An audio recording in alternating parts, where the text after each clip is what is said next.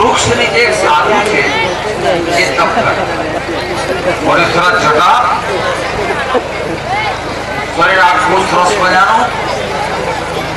દિવસ ના એક વાર ગામમાં જાય, ગોત્રી માગી આવે, જમે અને બાદ તપ કરે. ખૂબ તપ કર્યું એટલે એને કહેવાય છે કે ઈશ્વરે દર્શન દીધા અને કહ્યું કે મહારાજ માગો, આપ માગો તે હું આપું. ત્યારે એને કહ્યું કે મારું જે તપ છે સિદ્ધ થવું જોઈએ અને જેના ઉપર હું કુદ્રષ્ટિ કરું તે નાશ પામે.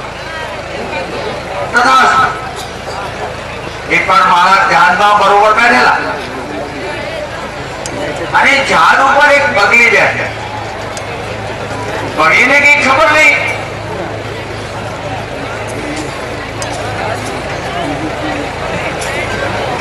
એક મિનિટ બાપા બેસી જાય પછી ચાલુ કરો.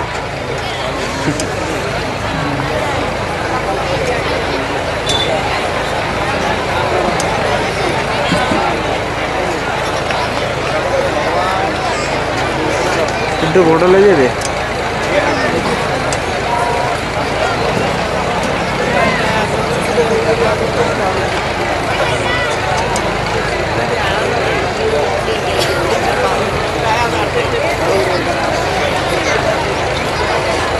બધા વસ્તુ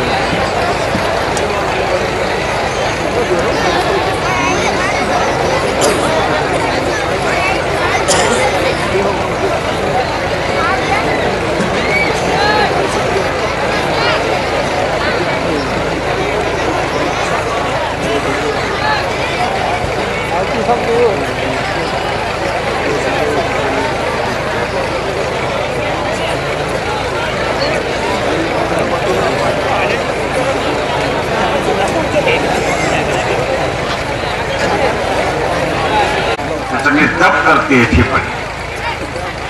મહારાજને એમ કહ્યું કે મારું તપ ફળ. રોજ એક એક ગામથી ગોત્રી માંગવા જાય, એક એક ગામ જાય ગોત્રી માંગ્યા કરે.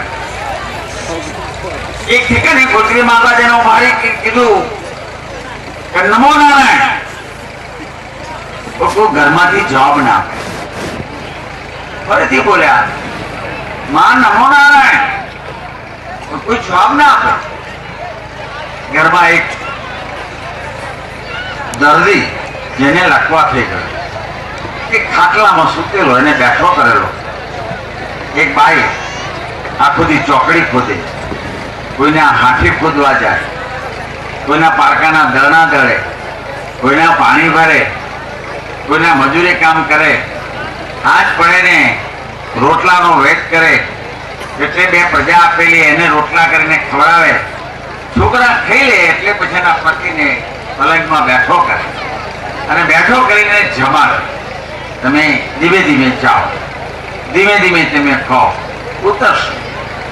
એટલે પુરુષને એમ થાય કે અરે હું પુરુષ જેવો પુરુષ અને આજે હું અપંગ થઈ ગયો ને ભાઈ માણસ સારી મજૂરી કરી અને મને ખવડાવે લાગી આવે. એક દિવસ એને કીધું કે મને ભગવાન લઈ જાય તો સારું. અરે પેલી ભાઈ કે ખબરદાર આવું બોલ્યા છો. શું બોલ્યા તમે આવું?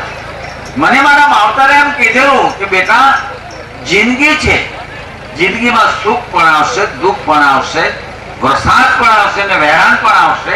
એ બધામાં તું લીલોતરીની જેમ જીવીશ તો બેટા તું સુખી થઈશ અને પ્રભુતા પદમાં તું તારું સ્થાન પામીશ. એટલે હું તો તમારી સેવા કરું છું મનુષ્ય તરીકેની. કે મને સોંપેલી ફરજ, સંસારી મારો ધર્મ કેવો પૂરો કરું છું. તમારે આવું બીજી વાર નહીં બોલવાનું. ફરી પેલા મહારાજ બોલ્યા મૈયાપેક્ષા. એટલે કે મહારાજ આવું છું, મહારાજ આવું છું, આવું છું, આવું છું. 2-4 વાર થયું. પેલો માણસ ધીમે ધીમે લખવા થયેલો માણસ માથું વાપું પેલું બેઠો થઈ શકે નહીં, હાથે ખાઈ શકે નહીં.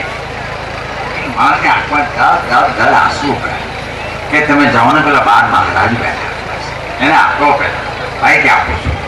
તમે પહેલા જમી લીધું, એનું મોઢું ધોયું, પોતાના ખાટલાના શેડાથી સરસ મજાનું મોઢું એને લૂછ્યું. પેલા પુરુષનું એને ખાટલામાં સુવાયો.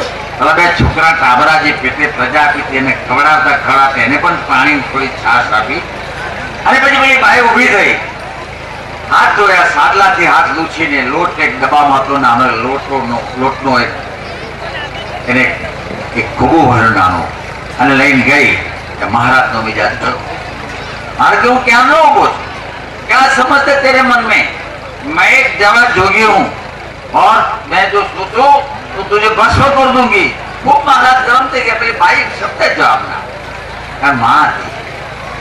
मां कभी गरम ना था. मां बધી કદી ગરમ થતી હશે. તે કહેવાય છે કે જેના દિલમાં માતૃત્વનો વારસો હોય, યશોદાનો, એ વ્યક્તિ કદી ગરમ નહીં થાય. તમે જોજો, કારણ કે ખુદ યશોદાએ પારકાના પોતાના કરે અને પારકાના પોતાના કરે એને ગરમ થવાનો કોઈ અધિકાર છે જ નહીં. પેલા થયા પેલે ભાઈને તો ભલે ગમે તેમ મહારાજ બોલવા માંડ્યા. ભાઈ કીધું, મહારાજ બે હાથ જોડી વિનંતી કરું છું, મારો પતિ અપંગ છે, ઘરમાં સૂતો છે, મારા બે કાબરા બિચારા વાના ભૂખ્યા હતા, હજુ હાથી ખોદીને આવી છું, આ રોટ લેતી આવી છું ગામની ઘંટીએથી, રોટલા કે ખવડાવું ત્યાં બાપજી? બાપજી કે નહીં, મેં મોટા જોગી હું, જલંધર જોગી હું. ભાઈ ધીમે બોલી, સર મહારાજ હું બગડી નથી, પધારો જો અહીંથી. મહારાજ કે જાતા હું એને ગયા.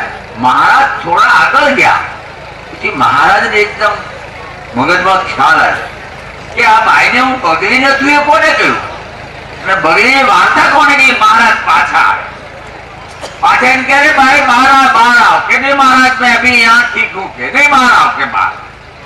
એ ભાઈ બહાર આવી, કહ્યું કે મહારાજ તમને બગડીની વાત કોને કીધી? મહારાજ ભાઈને કહે છે. ભાઈનો જવાબ એક માને શોભે તેવો જવાબ. માએ એમ કીધું કે મહારાજ જેને તમે કીધું એ મને કહી ગયું આવીને. તરુજી કીધું, તે તારી સાધના શબ્દોથી કરી, મેં મારી સાધના સેવાથી. સાધનામાં સાધનો બે છે, સાધના ઉચ્ચ મૂલ છે, અને એટલે મને એ કહી ગયો મારો પરવરદિગાર કે બેન ધ્યાન રાખજે. ઘરે કહેશે પણ તું તારા મત બુધો છે, કારણ કે કાર્ય એ ધર્મ માને છે, જે કાર્ય એ સેવા કરી છે.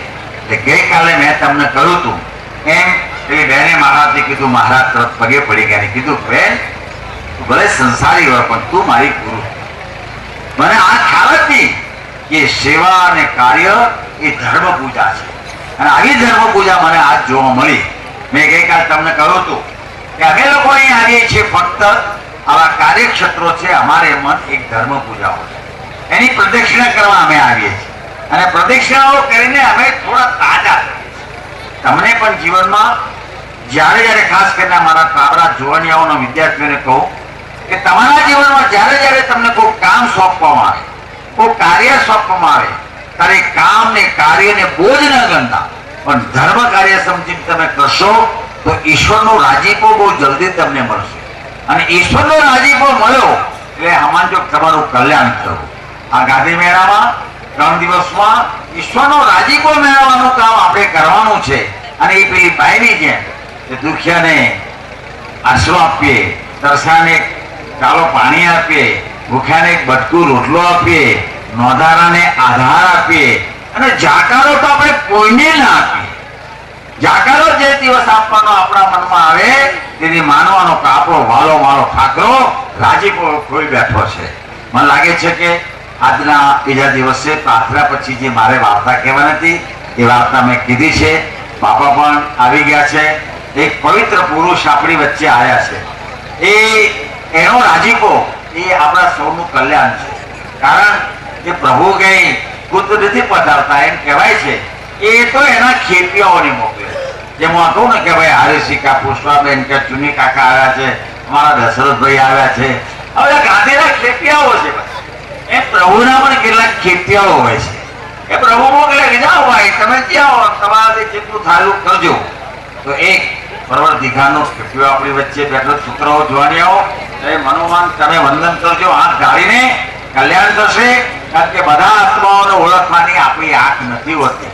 આપણી સંસારની આંખો જોઈએ એ વાલજી ભાઈ, માગજી ભાઈ, કાગજી ભાઈ, નાગજી ભાઈ, આ ભાઈ તે ભાઈ, પણ બીજી આંખ પણ છે કે જે આ ઈશ્વરને જોવાની આંખ છે. તમારામાં એક હાથ કેળવાય એ મારી ખુદાને પ્રાર્થના છે. અંતમાં મારા બીજા દિવસની મારી વાર્તા પૂરી કરી આવતીકાલનો ત્રીજો દિવસ